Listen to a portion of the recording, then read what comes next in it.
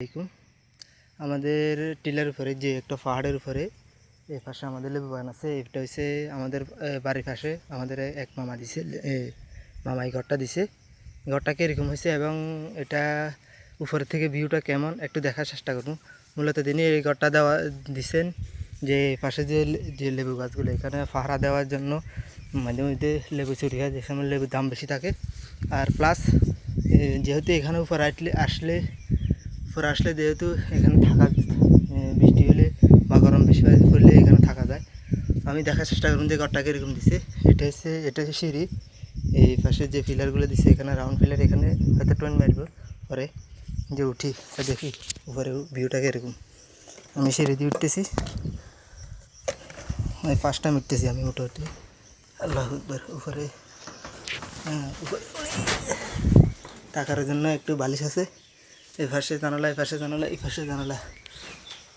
দেখি এই পাশে ভিউটা দেখি। এইতে দেখেন নিচে সব লেবু বাগান, এই বাগান, এ পাশে বাগান, এ পাশেও বাগান, সব বাগান। এখানে বসলে মনে করেন যে জায়গাটা সবগুলো দেখে যাব এবং একটু নিশ্চিন্তে জায়গা। এই পাশে একটা জানালা রাখছি, এই পাশেও একটা মোটামুটি জানালা রাখছি। ঘরের উপরের সাইড উপরে মোটামুটি একদম সেরকম। এই পাশে একটা জানালা, এই পাশের ভিউটা দেখেন একদম কি সুন্দর ভিউ, সব প্রাকৃতিক সব দৃশ্য।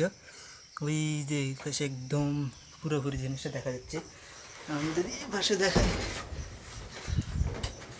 এই পাশেও ঠিক একরূপ সব ভিউ। টিলার উপরে তো গাছটা একদম মোটামুটি উপরে দিছে। এখানে উপরে থাকার জায়গা, এখানে থাকার কিছু খাওয়ার পত্র আছে, পাশে একটা বালিশ আছে। হয় এখনও থাকে না মোটামুটি। তো এই আর অবস্থা। আমি দেখি না, আমি সিঁড়িটা দিছে, সিঁড়িটা আরও নতুন করে দেওয়া উচিত। এই যে অবস্থা, এই ভিউ মোটামুটি ভিউ। আর এই যে পাশে রঙিন টেন মারা হয়েছে, মোটামুটি স্ট্রং হয়েছে ঘরটা মোটামুটি স্ট্রং হয়েছে। এই আর কি অবস্থা।